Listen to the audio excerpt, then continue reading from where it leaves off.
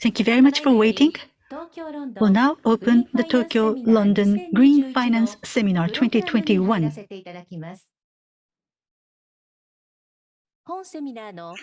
Please refrain from taking pictures or recording audio or video during the seminar.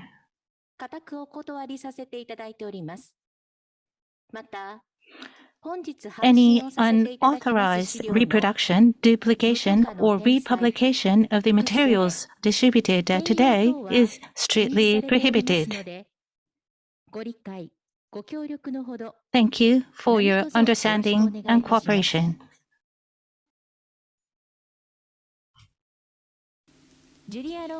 First, we'd like to ask Her Excellency Julia Longbottom, British Ambassador to Japan, to deliver her opening remarks. Ambassador, the floor is yours.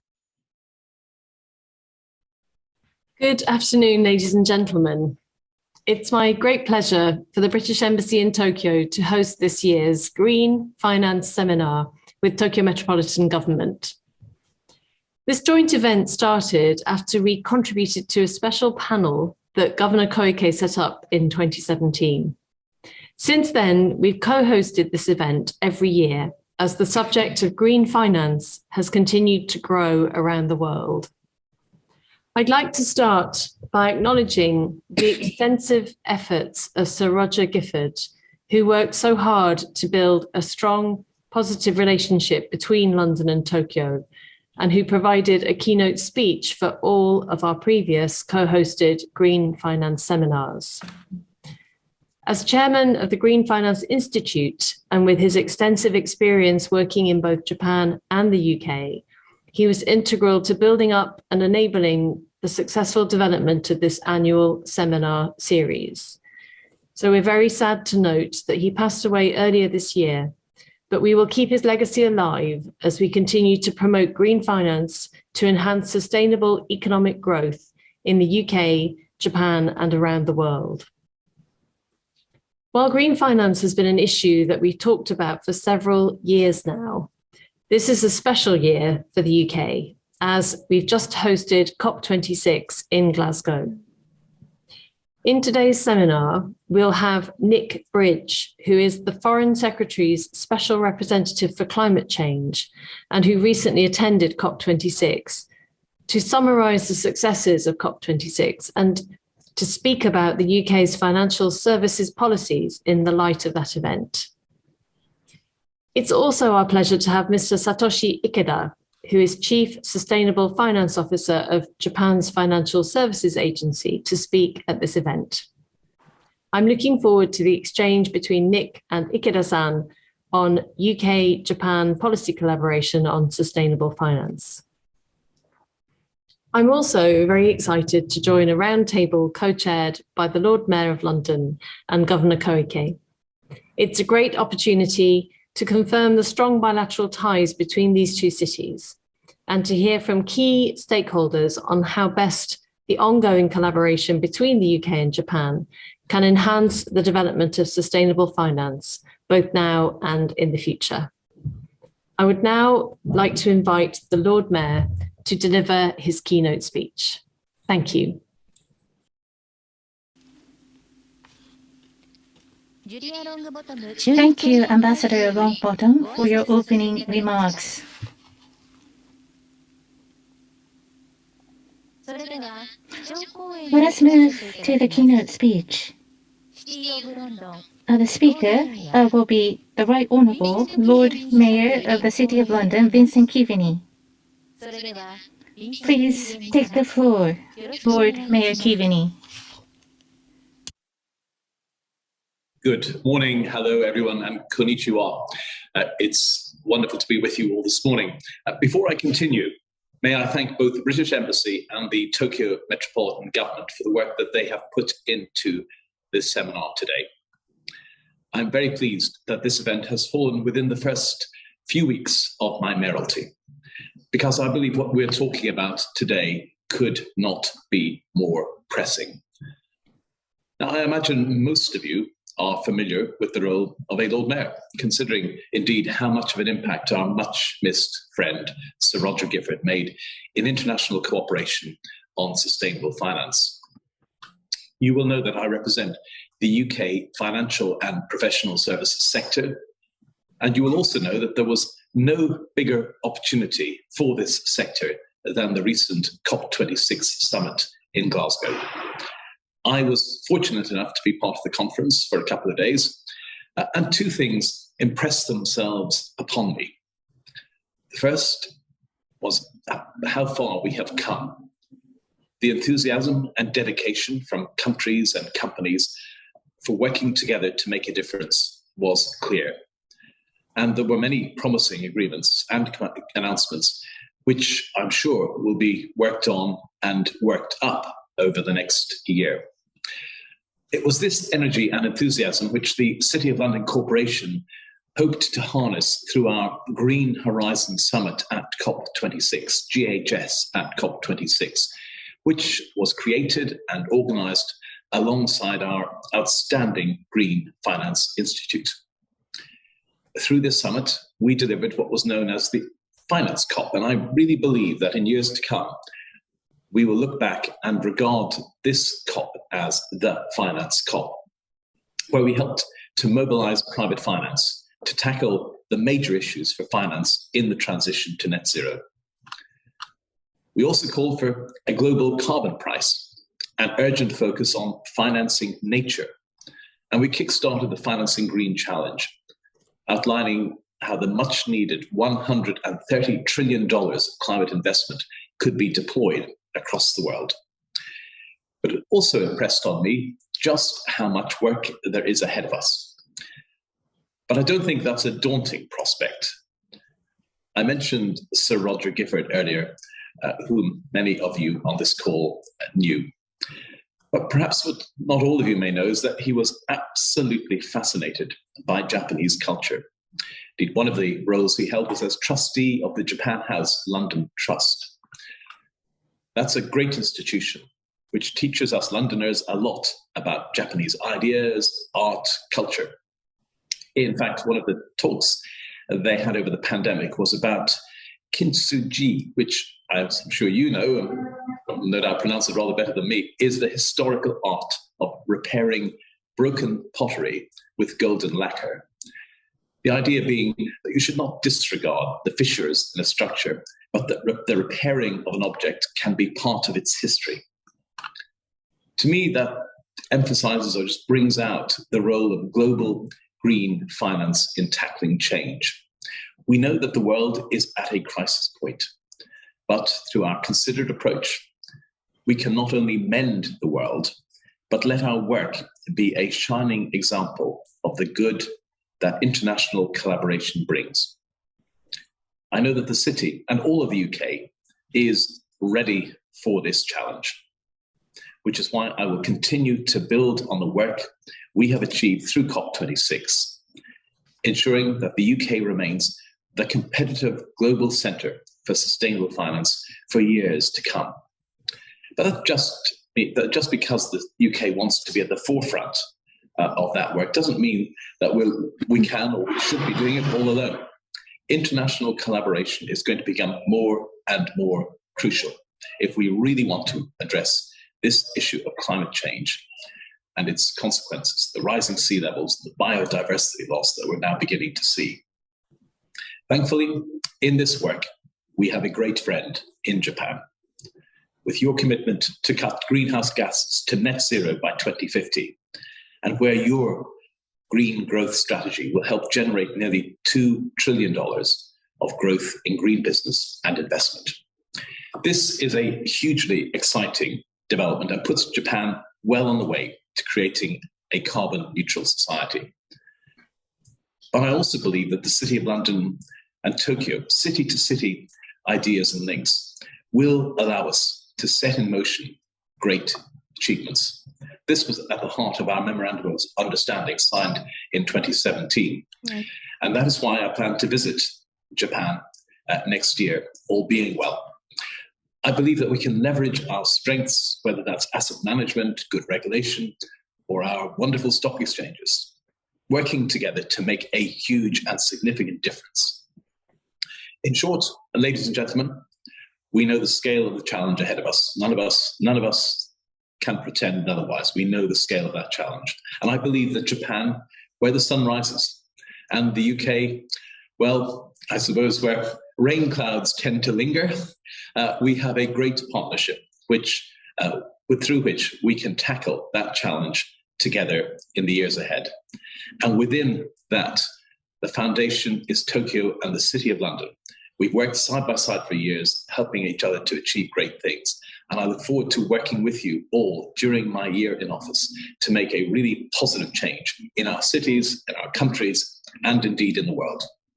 Thank you all very much, and sayonara. The Right Honourable Lord Mayor of City of London, Vincent Kiveni, thank you very much. The next part of our program is a talk with experts from Japan and the UK. On behalf of the UK, we would like to welcome Mr. Nick Bridge, Special Representative for Climate Change for Commonwealth and Development Office of the Government of the UK. And on behalf of Japan, we have Mr. Satoshi Ikeda, Chief Sustainable Finance Officer, Financial Services Agency, Government of Japan.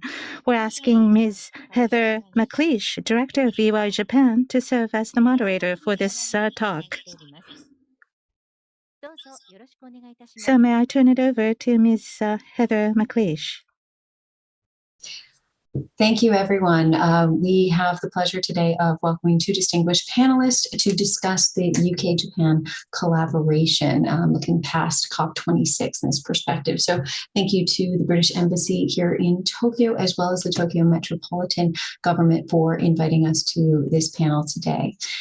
We would like to begin with Nick Bridges to focus on his experiences from COP26, and then we'll move over to Satoshi Ikeda to talk about the view he has from Japan. So, Nick, please take it away. Thank you very much, Heather, and thank you, Ikeda-san, and all of the organizers. This is just an incredibly important topic, incredibly timely, and so it's a great honor to be part of it. Thank you, everybody who's put together this Green Finance seminar between the UK and Japan, between London and Tokyo. I'll do two things in just a few minutes.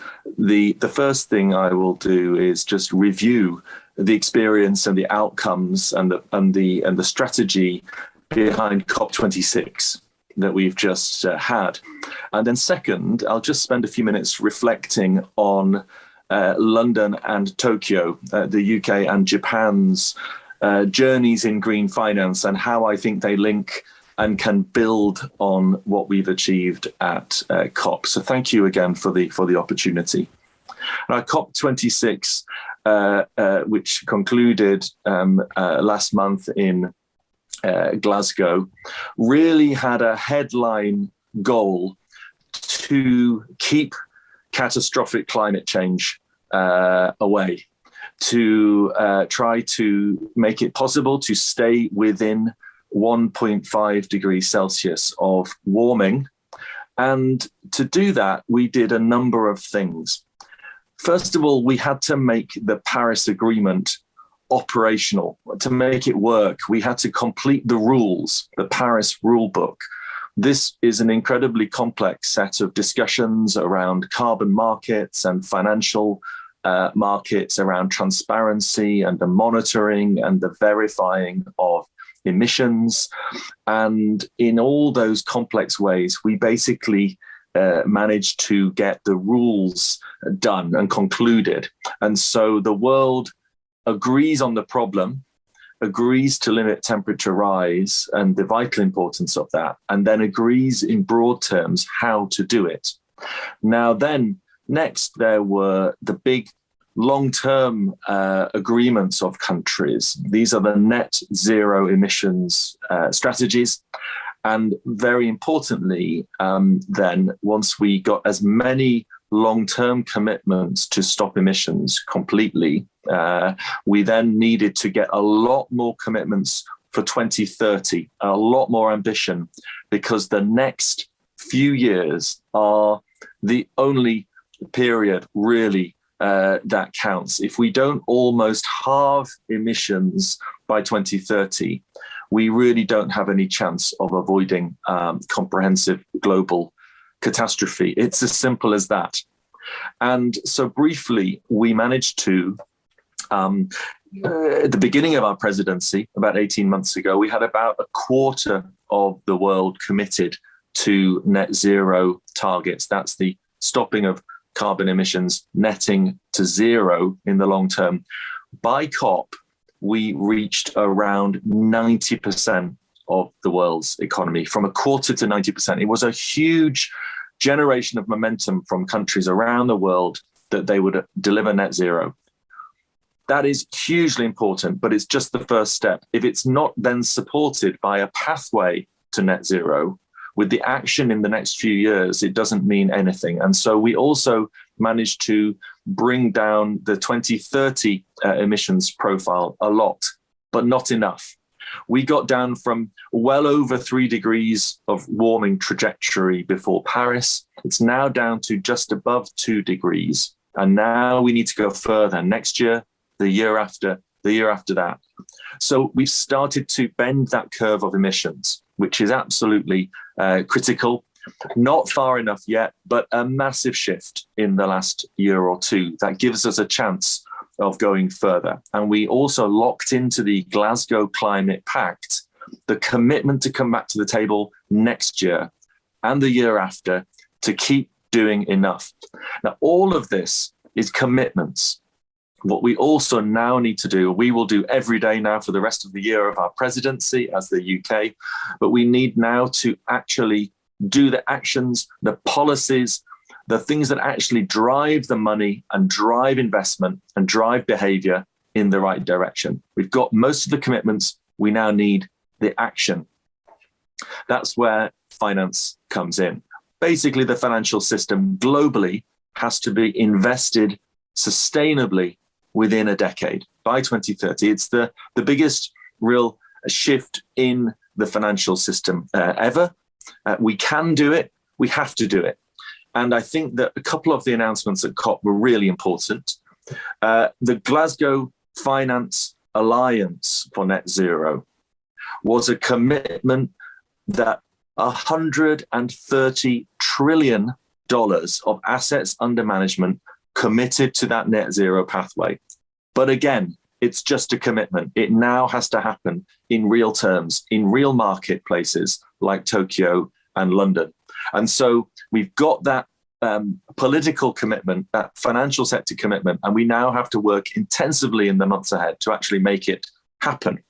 We also had a doubling of adaptation finance. It's incredibly important now that climate change is impacting on economies all over the world, on societies and communities all over the world, that we help communities adapt and be more resilient. And that is another huge area of financial need. So we've doubled that, and that was very important. We've seen a huge shift in the orientation towards fossil fuel investment. We've moved, including Japan, Korea, China, the rest of the main large economies have committed to end the financing of fossil fuels internationally. And that is a huge signal that the age of coal is rapidly coming to an end. Oil and gas needs to be decarbonized and then phased down, and clean energy systems need to be financed urgently. And so another huge question for the financial sector where we made big progress. And finally, there's many things I could mention, but I'll just mention one more thing, Heather, around nature. We brought the environment and the climate agendas together at COP26. We made a commitment that by 2030, we will halt the forest loss and restore forests across 90% of the countries affected. That is a really historic agreement, and now it needs delivering. It needs financing, and it needs the policy frameworks. So you can see the theme here, that COP26 made this big inflection, saying that we absolutely realize that we're not doing enough. We know what we have to do, and we commit to doing it. And now it's the action phase. So I'll quickly review, just in a minute each, where the UK and Japan have a huge leadership role, but also an opportunity. And you'll have heard of this also from the opening remarks of colleagues that, I was involved a few years ago in establishing a green finance task force in the UK, where we basically said, how would we turn the UK, how do we turn London especially into the leading green financial centre in the world? And at that time, the other place I was hearing a lot about was Tokyo and the work that Tokyo was doing in greening its financial system. So we've been thinking about this for a long time. Now that I think the wider global financial community is catching up, we have a marketplace and we now need to action those recommendations to green the system. There was really good progress at COP, including from Prime Minister Kishida, who came immediately, literally straight away to Glasgow, and his presence was very well remarked upon. He brought a very strong increase in Japan's ambition, net zero 2030 target, but also the phasing out of coal financing, the consideration of the TCFD financial disclosure, the extra 10 billion to support transition in the rest of Asia, a doubling of adaptation finance. So Prime Minister Kishida and the Japanese delegation really brought some ambition, some determination, some commitment, which was something we really need to hear from the biggest 3, 4, 5, 6, 7 economies in the world. So that was a fantastic indication. The UK also brought a great deal of ambition, and not just in the hosting and the drive we tried to bring to COP, but in our own targets as well around finance and the transition of the financial system. Our Chancellor committed basically to a net zero London that will drive the financial system transformation in the months and years ahead. So we really did get huge momentum at COP in Glasgow. It built on many years of work, hard work. Ikeda-san knows all the people who have been working and thinking about this in the Japanese system. I know the people in the UK system who've been laying the ground. Now that we've got it into the mainstream conversation, we have no time to lose. And it's an enormous area of opportunity where the UK and Japan have so much like-mindedness, so much commitment to work together. Our comprehensive economic partnership that we agreed at the beginning of the year will have a really important financial dimension. And so we have the institutional structures as well. And we certainly have the commitment from the UK government and from our embassy and our ambassador to drive this forward in the months ahead. So Heather, I think I'll stop there just to say, please, let's really, in a sense, we can move to stop advocating for change to just getting on and driving it and delivering it in real actionable form in the months ahead. Thank you. Thank you. I think I speak for a lot of the audience members by thinking already that you were not given enough time to dig into this but you did such a brilliant job. Some of the things I really loved hearing, alignment, that was really one of the core goals of COP26. And I think one of the challenges you hear when this is probably the most popular and famous COP now of all, so many stakeholders from across the world were looking toward this, but I don't think they all understood what really this complex issues, goals, what was feasible in this. So it's wonderful to hear some positive news coming out. I think some of the media has got it wrong as to what was actually accomplished, and well done on all of that. We'd like to turn to Ikeda-san to talk about his views from the Japanese perspective. And we've just heard how strong this unique connection between the UK and Japan is. Ikeda-san, please take it away with your views. Thank you. Thank you, first of all, for inviting me to this seminar. Well, it's very much a pleasure to speak at this occasion. And Nick-san mentioned that the collaboration between the UK and Japan is key to driving the world toward the net zero. And I totally share the recognition. I really regret that I couldn't go to Glasgow because of the certain self-quarantine issues. But actually, I lived in there for 2 years before, so it was really a shame that I cannot be there. But still, COP26 created a tremendous impetus to certain climate pledges throughout that process. And we are still discussing whether it was a success or failure, but I think, as the header mentioned, that it is undeniable that certain progress has been made And it is very encouraging to hear that the COP26 climate pledges could help limit global warming to 1.8 degrees Celsius according to IEA. And Japan submitted to strengthen the NDC that calls for almost halving GHG emission by 2030. So as Nick said, turning it into concrete action is crucially important, and mobilizing capital for them is, well, our most pressing challenge as a regulator and supervisor of the banking sector, insurance sector, and capital markets in Japan. Well, Japan's climate finance strategy centers on 3 pillars: well, green finance, transition finance, and innovation finance. On green finance, the green bond guidelines will be further updated towards next spring with the aim of accelerating finance for adoption of major green technologies such as renewables. On transition finance, building upon the transition finance guidelines developed earlier this year, we plan to develop technology-based climate transition roadmaps for hard-to-abate sectors such as steel, chemical, cement, energy, oil, and gas.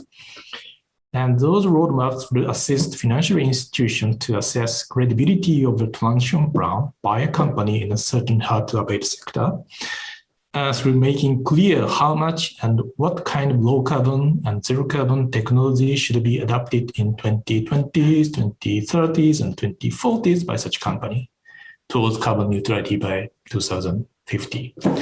Also, we have finalized the roadmap for the steel sector recently, and will continue to develop roadmaps for other sectors towards next year. Well, innovation finance is also very important because it is estimated that 40% of abatement necessary to achieve carbon net zero must come from the climate technologies that are not yet quite ready. The roadmaps also clarify such technological gaps and facilitate constructive dialogue between financial institutions and hard-to-abate sector companies on how to address them through R&D. Well, on the disclosure front, the launch of the ISSB, which was announced during COP26, is a significant step toward ensuring consistency and comparability of sustainability-related disclosures by providing a global baseline of sustainability reporting worldwide. So we very much welcome it. And from next year, companies listed on the prime section of the Tokyo Stock Exchange will be required to make disclosures aligned with the TCFD framework or equivalent standards, which include forthcoming ISSB standards. In addition, we are right now discussing ways to enhance climate-related and other sustainability-related disclosure in annual corporate reports, which could expand the scope of mandatory requirements on such disclosure. In terms of developing sustainability reporting standards in Japan, Keidanren recently proposed that the establishment of the Sustainability Standards Board of Japan under the Financial Accounting Standards Foundation. If it is realized, Japan's standard setting bodies will have a similar structure as the IFRS Foundation, or in the global setting, IASB and ISSB both operate under the governance of the IFRS Foundation. In the Japan setting, ASBJ and SSBJ will operate under the governance of FASF or FASF. On the supervision front, we've been conducting a climate scenario analysis with 3 mega banks and 3 mega non-insurance groups using the scenarios aligned with the NGFS climate scenario framework. Also, we plan to finalize our supervisory expectations on climate-related risks for financial institutions by next March.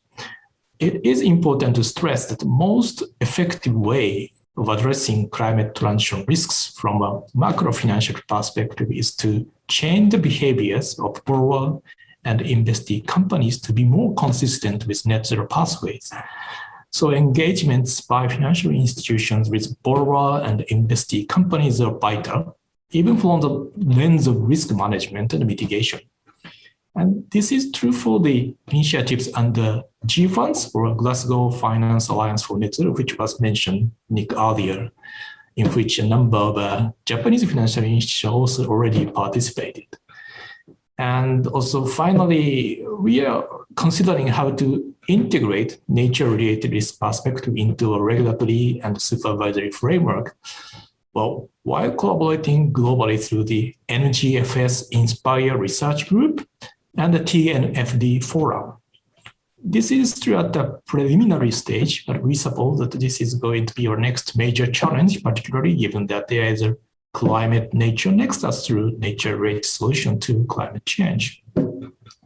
Well, the collaboration between the UK and Japan in the global arena has been very produced a constructive outcome. For example, earlier this year, I had a privilege to co-chair the climate-related disclosure workstream of the FSB with the my FCA colleague, Sheldon Mills.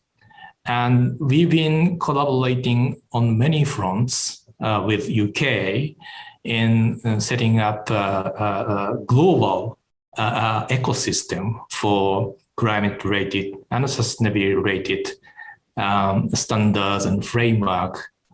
So we really look forward to further collaboration with the UK on the financial front, and also particularly on the collaboration between London and Tokyo for channeling the necessary funds to the emerging market.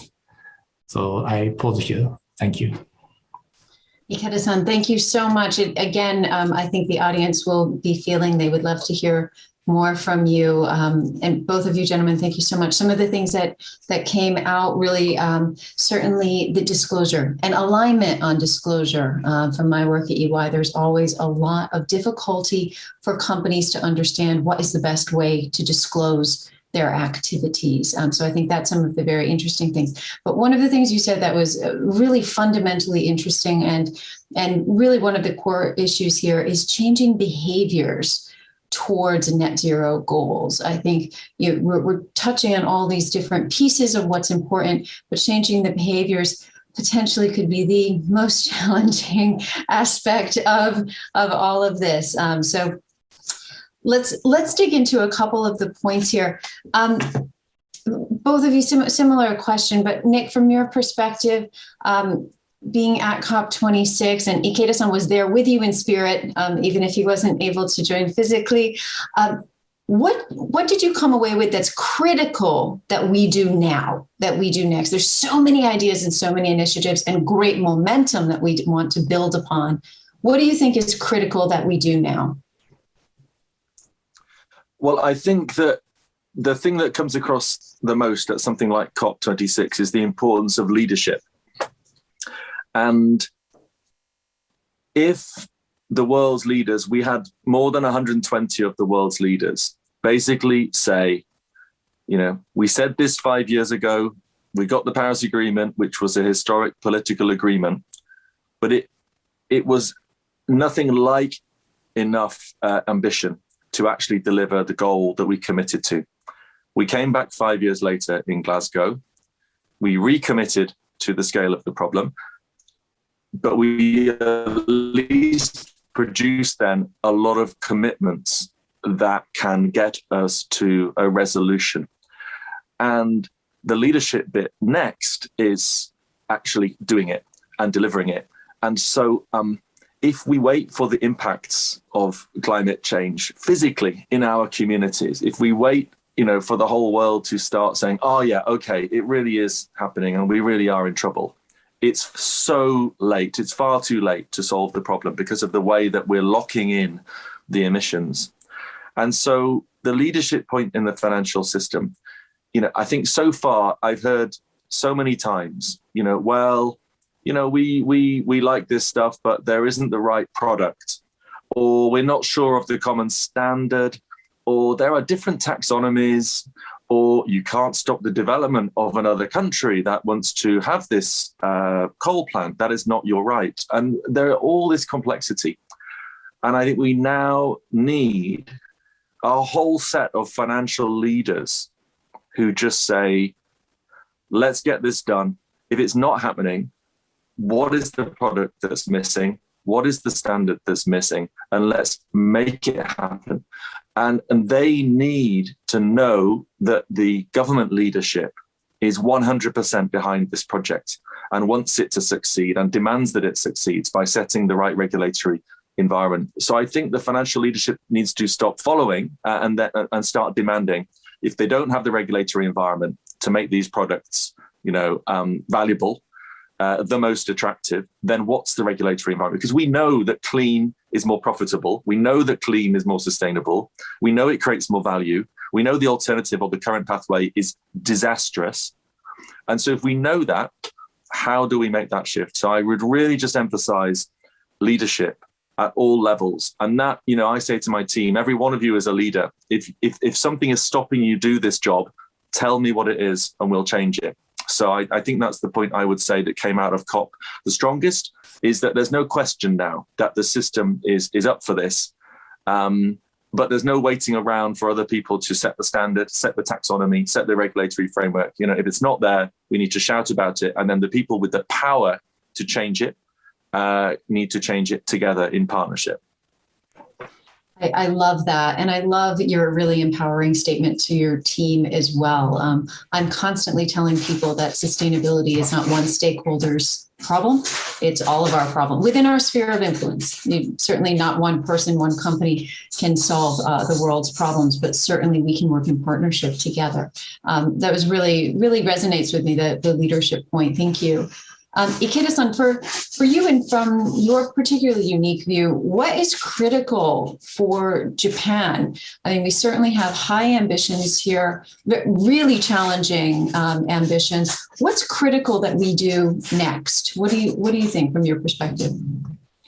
Well, from the Japanese perspective, certainly leadership, certain shared vision is very important. But at the same time, people usually ask whether it is actionable or implementable. So that is a very frequently asked question. And so the government's role and also financial institutions' role is to show that, this is challenging, but also actionable. And so that is why we put a very huge emphasis on the roadmaps for the high emitting sectors and hard to abate sectors, because the challenge is formidable, even achieving the halving emissions by 2030. So what steps such hard to abate sector company need to follow is the very critical guidance that the government and also financial institute can provide. And if Japanese people believe that it is achievable, they are rushed to go for that direction. Right now, there's still a sort of skepticism, I would say, while the government commitment is clearly made already. I think to change that mindset, we need to come totally behind that commitment, and to show that actionable plan, and the financial institutions also commit to that plan and engage with the investee companies, the borrower companies, to change their mindset. So that kind of cascading down the commitment to the lower channel of the finance to SMEs, from large companies to SMEs. That kind of mechanism is very much necessary. And in collaboration with the Ministry of the Environment and the Ministry of the Industry, that Japan FSA is very much looking forward to doing so. Your comments really are so impactful for me, and they really hit at my heart, because we can have these grand plans, but unless you're right, they're actionable and practical so that people can really do their part, it's easy to become very frustrated. Such big problems, we want to see some kind of movement forward. So gentlemen, unfortunately, we're coming to the end of our time. You're both very, very busy, and your time and your thoughts are really valuable. If you have any final comments for our audience, we'll start off with you, Nick. Just very quickly, final comments, perhaps on your hopes for the future. Well, the next year, the UK, in partnership with Italy, continues to be COP president. So we only actually were granted the presidency on the first day of Glasgow. And many times the presidency sort of stops after Glasgow. We are still COP president. We have a year in the global spotlight. We want to take that spotlight to drive home action, and we want to do it with Japan. We want London and Tokyo to partner. We've got a particular moment here to drive home the profile of the issue. And my final thought is just to build on the point I made about leadership, which is a point about motivation. My team of young, inexperienced diplomats around the world, they really care about this issue. They're really fascinated by the challenge. They're very privileged to be part of the solution. And I think it's the same. I'm not a financier, I'm a diplomat, but I'm certain that in the financial system, all of the people coming through, all of the staff really want to make this issue work. And I think that's the way to motivate our organizations going forward. So let's really take advantage of the year ahead and really put some flesh on the bones of the structures that we've got, and enjoy working together and making a material impact to this. Thank you again, Heather, and all the participants. Thank you so much. Ikeda-san, some final comments or your hopes for the future? Right. Well, as I said, that many Japanese are overwhelmed by the challenges ahead, but I would say that don't be afraid. We can do it. So go for big. That's my comment.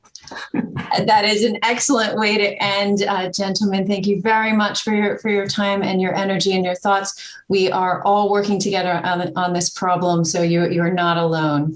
Thank you so much. よろしくお願いいたします。よろしくお願いします。That we would like to conclude the talk. Thank you very much. Let us now move on to our financial roundtable discussion.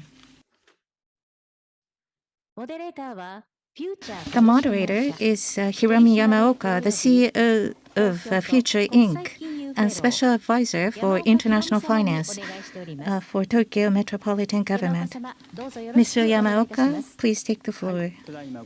Thank you for the introduction. As has been introduced, my name is Yamaoka.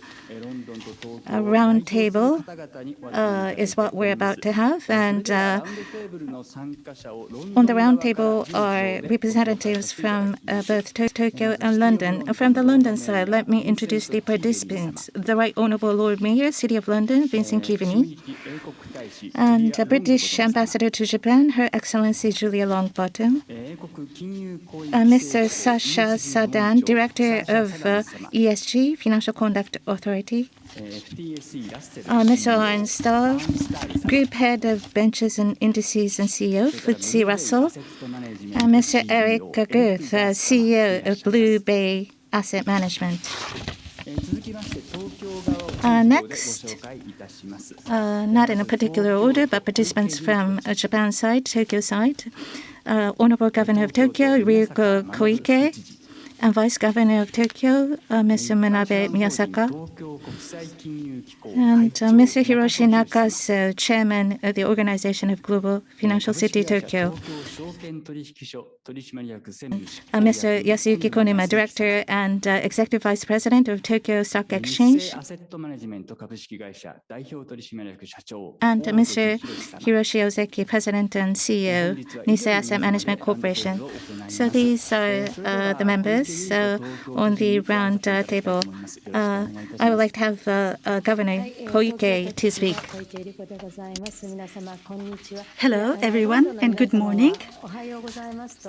To people in London, I'm Koike Yuriko, Governor of Tokyo. My sincere congratulations go to the Right Honorable Vincent Kivini on taking office as the 693rd Lord Mayor of the City of London.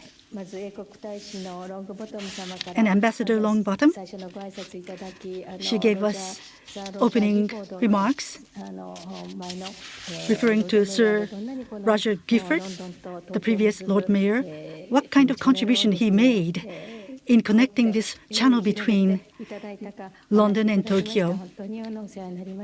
He was very important in terms of the link between London and Tokyo. Now, it's a great pleasure to co-host the Tokyo-London Green Finance Seminar with the British Embassy in Japan. And I would also like to thank all of you around the world for watching this seminar. The world is now facing two major crises, COVID-19 and climate change. To confront these challenges, Tokyo is implementing various policies from the perspective of sustainable recovery from the coronavirus pandemic. Holding the key to address the increasingly serious climate crisis is none other than finance. Lord Mayor has already discussed this point earlier.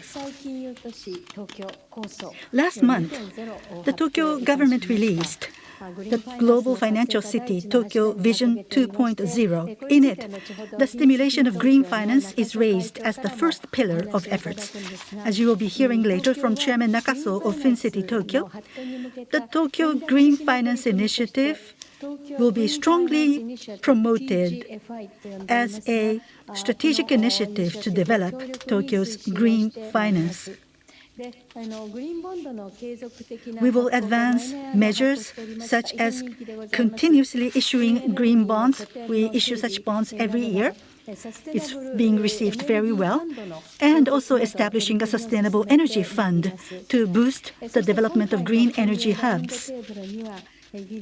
Leading figures from the UK and Japanese financial sectors have gathered here at today's financial roundtable. Thank you so very much.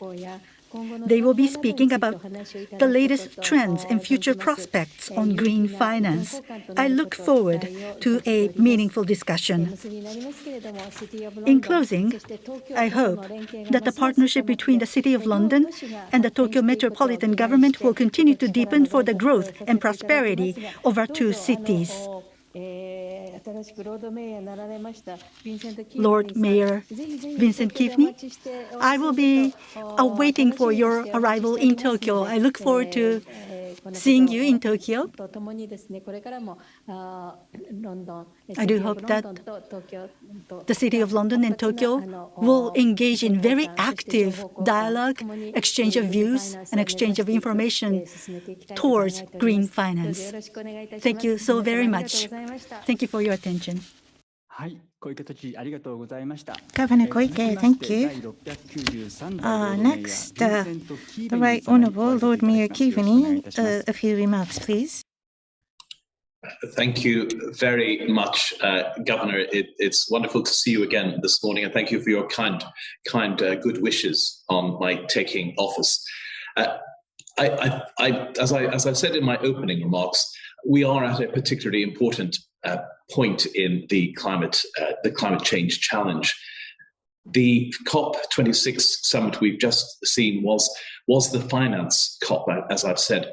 There was really unprecedented engagement from the finance industry.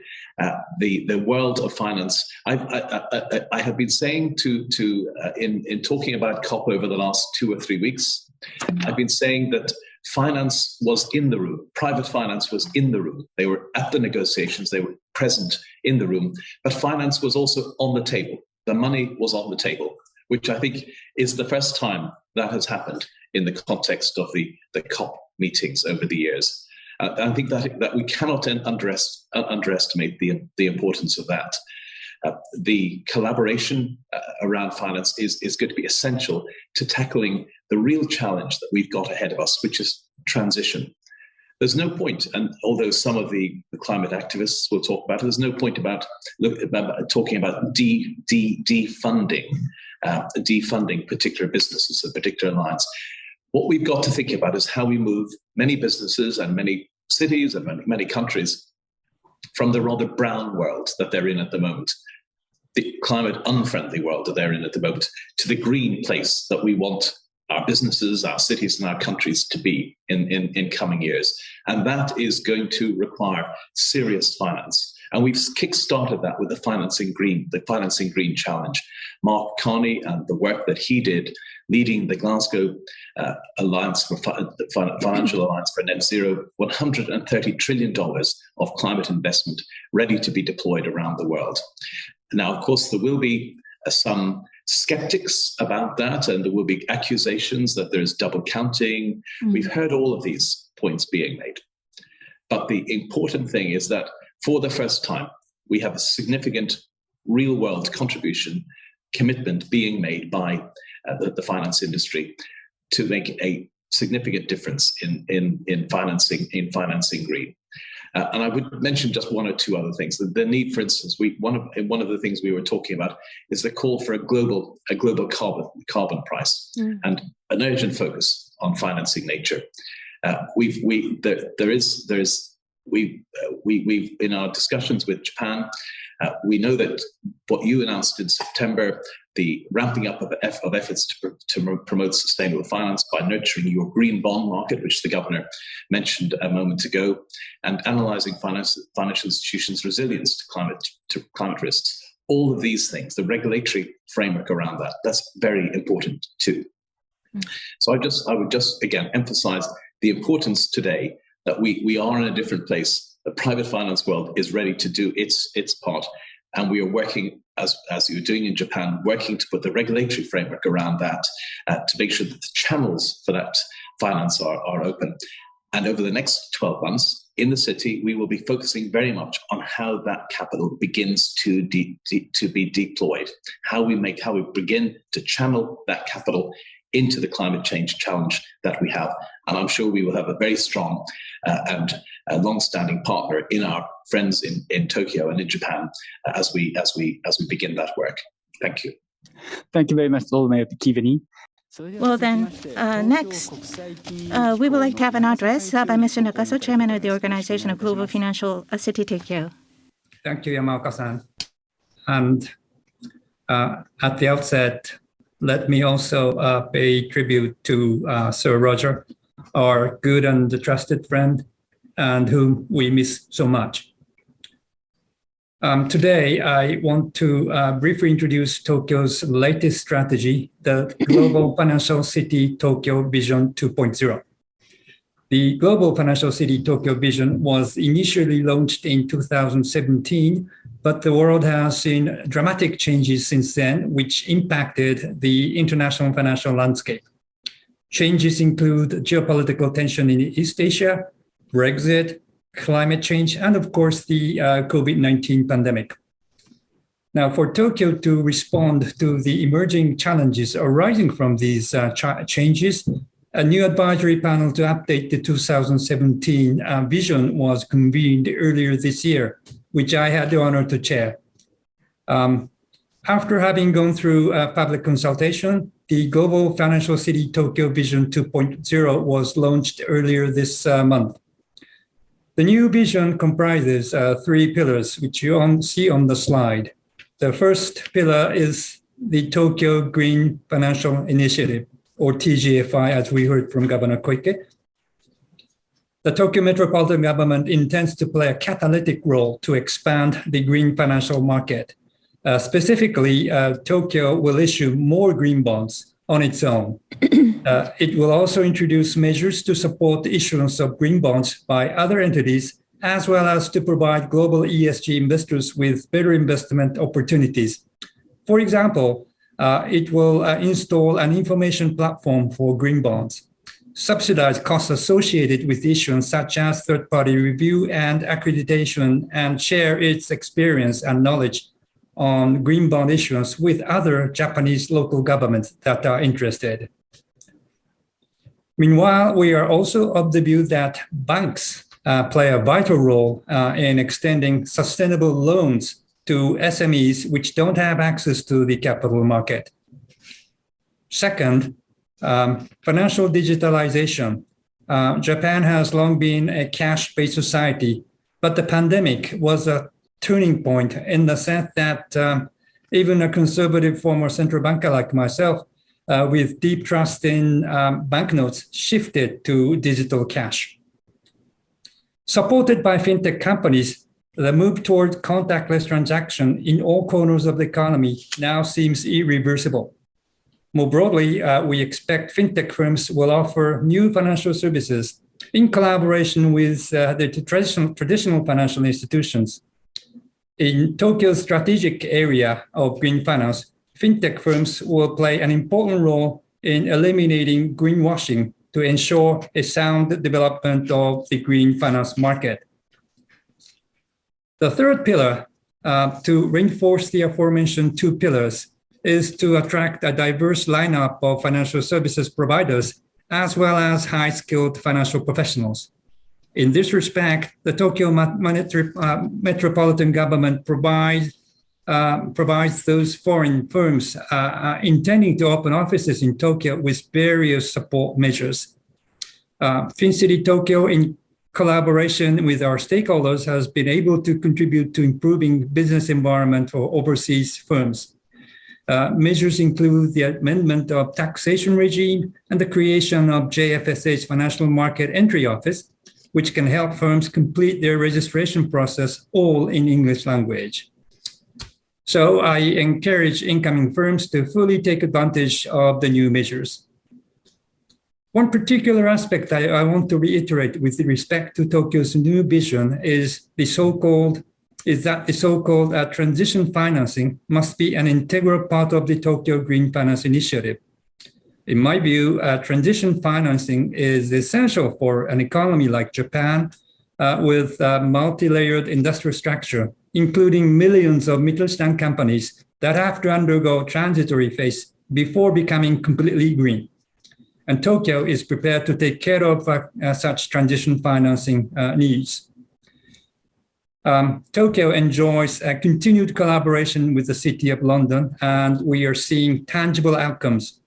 The latest example in the area of sustainable finance is the agreement between the JPX and the London Stock Exchange Group to jointly develop a new index called the FTSE JPX Net Zero Index. I hope this initiative will prove another symbolic and successful move towards achieving the common goal of carbon neutrality. So this concludes my short presentation. Thank you very much for your attention. Mr. Nakazo, thank you.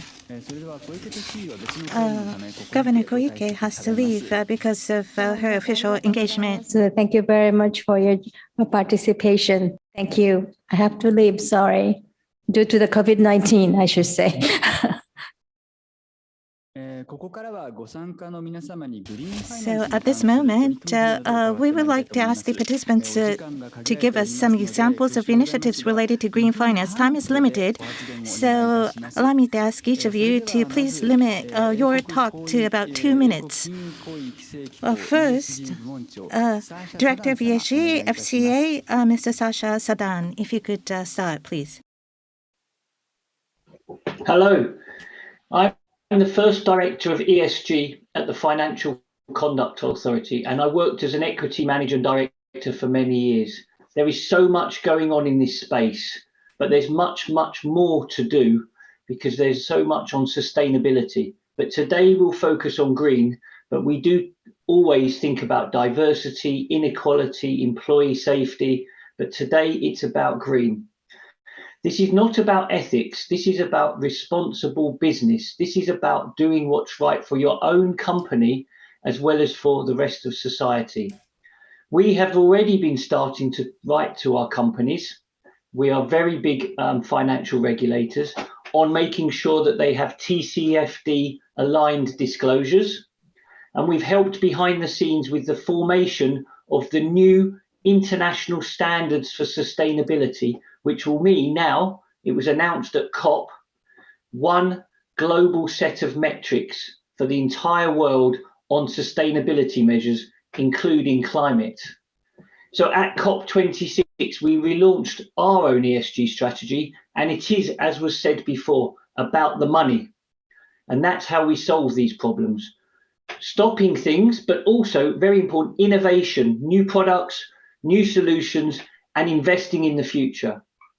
It's very important that we promote good disclosures so that asset managers, asset owners, regulators, everyone else can make the right decisions and assess credibility, because there is a lot of noise out there at the moment, and we must start clearing through the noise. So we've pushed for TCFD guidance for asset managers, asset owners, insurance companies, so they also are doing that. And of course, we at the FCA are doing our own TCFD report, because if we ask other people to do things, we should be able to do it ourselves. Inside the FCA, just very briefly, we are trying to make sure that we do this across every part of our regulation. So in authorizations, before you get a fund accepted, regulated, we're making sure that the fund is fit for purpose, and we're being much stronger on green credentials. Supervision, we're challenging senior managers of the biggest financial firms about how they are doing this, how they're accountable, whether they're linked to their pay. And on enforcement, at the moment, we are looking at a company in the FTSE 100 who is saying it is a climate leader, but has no detail, no metrics, no numbers to prove that it is a climate leader. That is not acceptable going forward. So to conclude, green finance and sustainable finance is not niche. As you saw from COP, this is becoming mainstream. This is not going away. 2, regulators are working around the world. We hosted 29 regulators, including Japan, recently, where we tried to find out how would be the best way to sort out greenwashing of financial products. Secondly, we need to make sure that companies, and we have announced this, don't just say net zero. I want a plan, details, accountability, and finance linked to it. And the mandate has been given by our government. Thank you very much. Thank you. That was a very aggressive program by the regulator in the UK. Green finance is going to be the mainstream of green finance, and the importance of disclosure was discussed. Next, Mr. Arnstar, CEO of FTSE Russell, please. Good morning and good afternoon, everyone. My name is Arne Staal. I'm the CEO of FTSE Russell, and I'm the Group Director of Benchmarks and Indices for the London Stock Exchange Group. And I want to give you a perspective from the London Stock Exchange Group today on the role of financial markets in helping the transition to a net zero carbon future. I was in Glasgow at COP26 a few weeks ago, and as the Lord Mayor highlighted before, finance was at the center of that event. For me, it was a very powerful reminder of both the urgency of climate action that we have in front of us, but also that finance, as we just heard, is key in making green mainstream. It is key in easing the transition. It will play a pivotal role in mobilizing the trillions that are needed to transition to a net zero world and fund new green industries. And investors, in our experience, they, they understand this urgency. We run a survey and we found that in the Asia Pacific region, over 2/3 of asset owners, of major asset owners, are very concerned with climate issues. They have prioritized climate issues in their investment decisions. And we think they're right to be worried.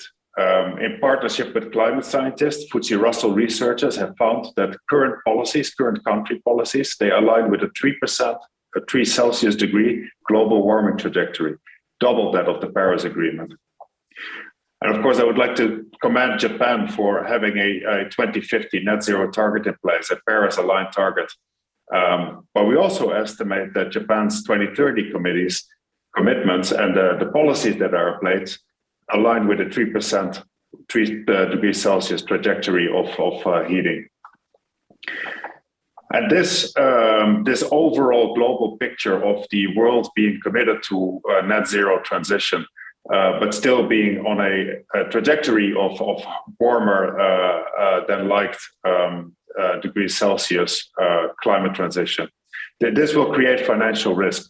FTSE Russell estimates that we see major defaults in the case of a disorderly climate transition, risks that need to be managed. And the risk management, the London Stock Exchange Group has a role to play in this. We are involved in facilitating capital raising for new green activities, but we also provide tools and data to measure the impact of green decisions, to measure the transition as it is happening.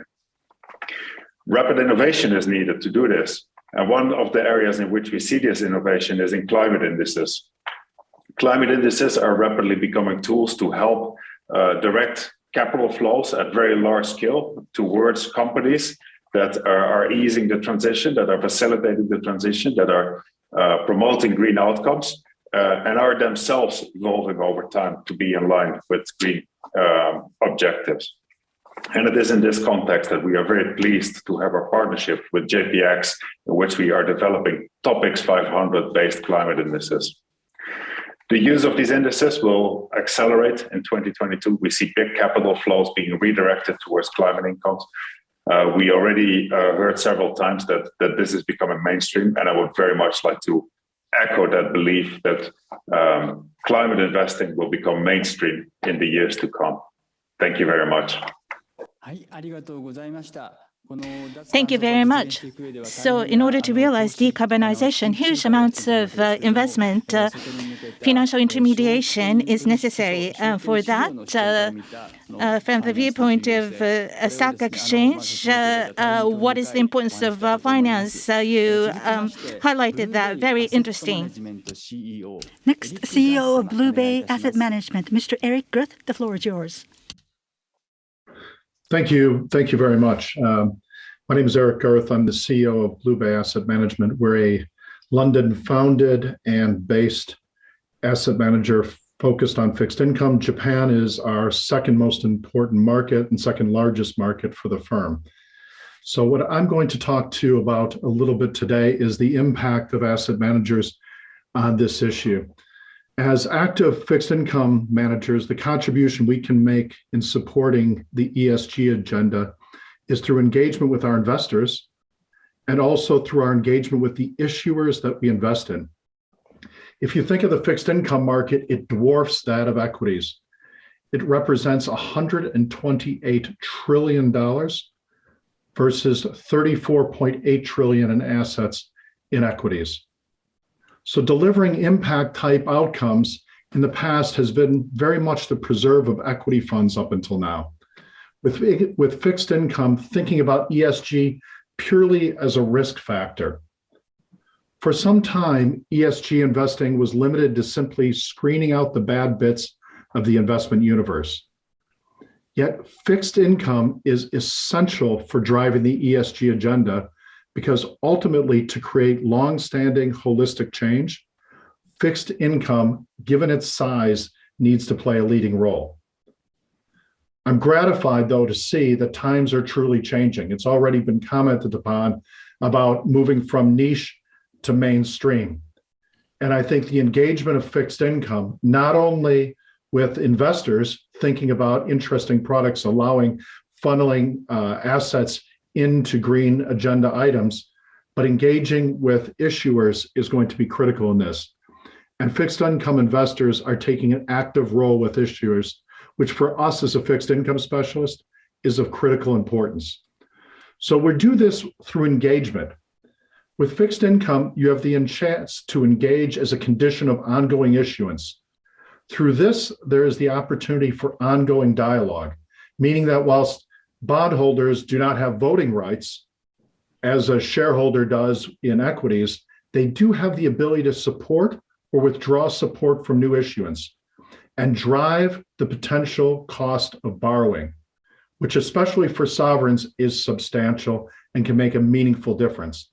One such example is what we're doing in Brazil, where we've helped the creation of and sit as a co-chair of the IPDD Brazil, lobbying the Brazilian government to stop the illegal deforestation of the Amazon rainforest. Since the work began almost 2 years ago, several conversations have been held with the Brazilian government. We've been active with the European Parliament panel to inform the EU trade agreement. You layer on top of this, active managers have the ability to go both long and short, meaning not only can we buy, but we can actually go against firms that do not participate in the appropriate agenda. We also see greater opportunity for positive change with investors through fixed income via impact-related bond strategies, where issuers, like what is happening in Japan, are selected and they're using this kind of transparency to measure the impact that they're having. Well, finally, that helps with issuers and investors. What can regulators do? Not all regulation is created equal. And whilst regulation obviously plays a key role in safeguarding investors and their assets, I hope over the next decade we'll see some of the consolidation and regulatory efforts globally to address the avalanche of regulation coming to market. We want to ensure that we are taking resources and we are addressing it to the most productive area. And at the same time, ensuring that the regulation keeps out things like greenwashing and focuses the attention of investors as well as issuers on this global issue. Thank you. Thank you very much. Fixed income and equity markets for both sides. This is going to be a very crucial, a very important role to be played, as well as prospects of future regulation was discussed. Thank you so very much. Next, from Tokyo Stock Exchange Director and Executive Vice President, Mr. Yasuki Konuma, please. Thank you very much for inviting me today. My name is Konuma from TSE Group. From stock exchange point of view, there are two initiatives that I would like to highlight. As was mentioned earlier, how to promote the disclosure of information of listed companies. We have 3,800 listed companies on our stock exchange.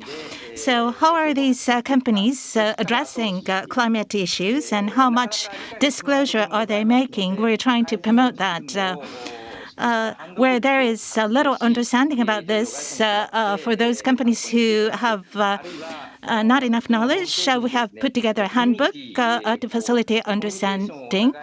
And on one side, we have created a community space where listed companies can get together to communicate with each other and share knowledge. And starting from April next year, we're going to reorganize the sections on the stock exchange. Relatively large global companies, half of the listed companies will belong to the prime section. So, as what Mr. Sadan said, we're going to require TCFD-based disclosure for these global companies listed on the prime section. And secondly, how can we channel funding to what is green? We would like financial products that are green to be utilized. And there's talk about fixed income indices that are being talked about and developed. So with these as new products, we would like to push for funding and financing for these. And real estate, renewable facilities, there's a market to securitize these facilities. For real estate properties, where there is green certification, we would like to have more PR for such facilities so they can get increased funding. So there are going to be products listed and OTC products as well, both. But with the whole of the industry, we would like to promote all these products that are conducive to green financing. Thank you very much. From the stock market, green finance, the possibility of a new product in the stock market, that was the prospect that was talked about. And next, President and CEO of Nissay Asset Management Corporation, Mr. Hiroshi Ozeki. Good morning, ladies and gentlemen. My name is Ozeki from Nissay Asset Management Corporation.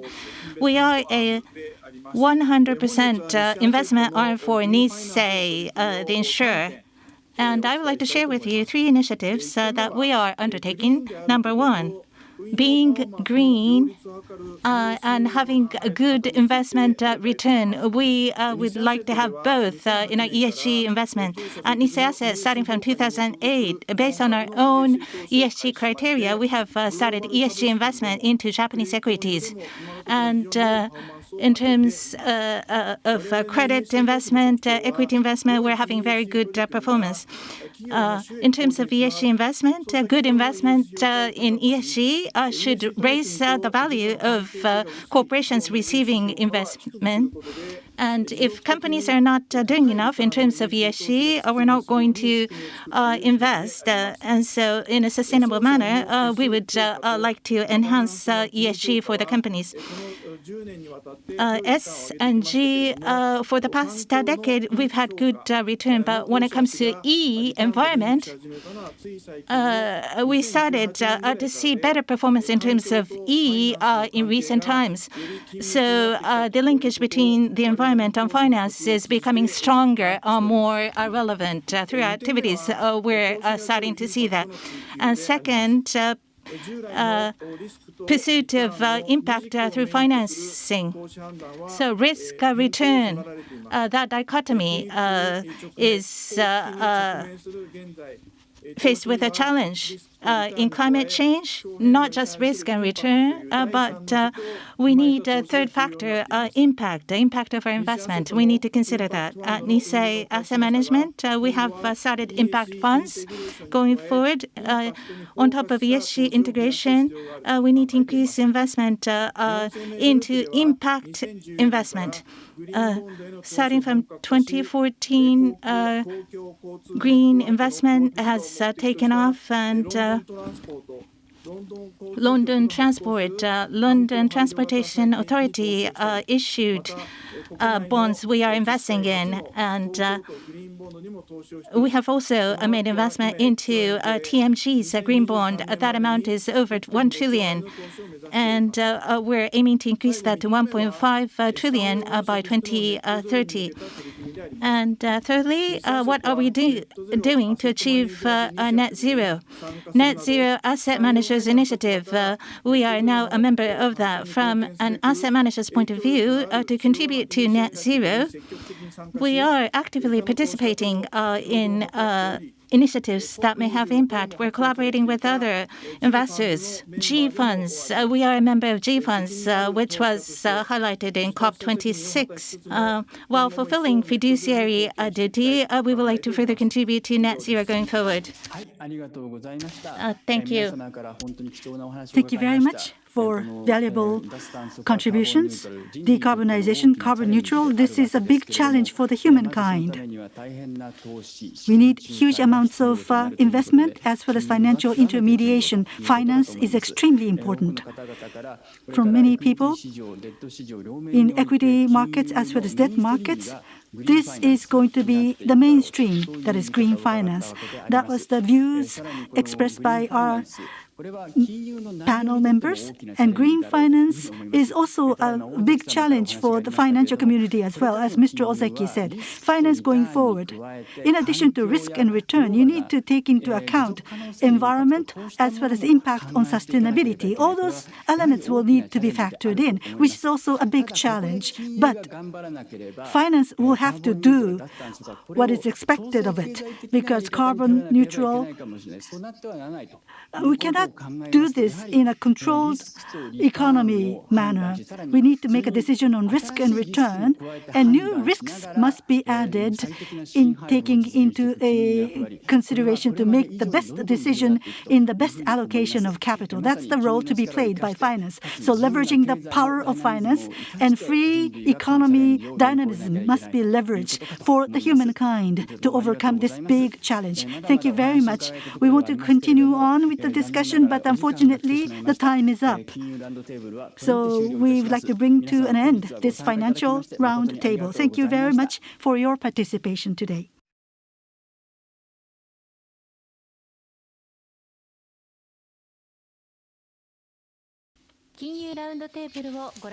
So that was the financial round table.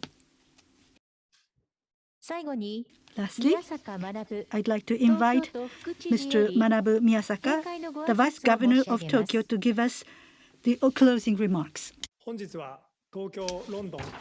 It is my great pleasure to see the Tokyo-London Green Finance Seminar come to a successful conclusion today.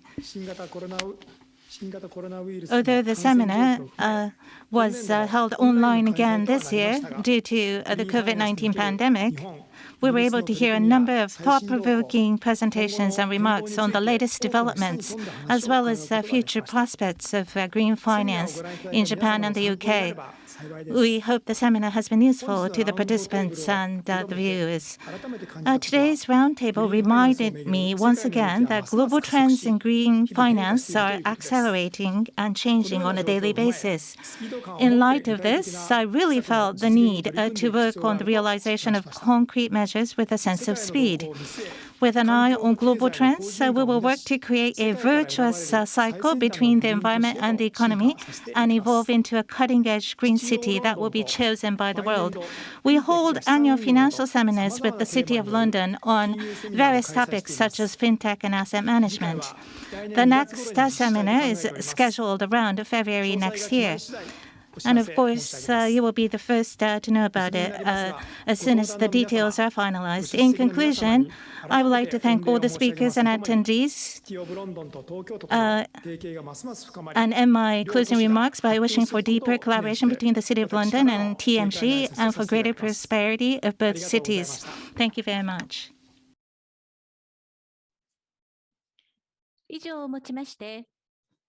We have now completed all of the program of this 4th Tokyo-London Green Finance Seminar 2021. Thank you very much for taking the time to watch this seminar.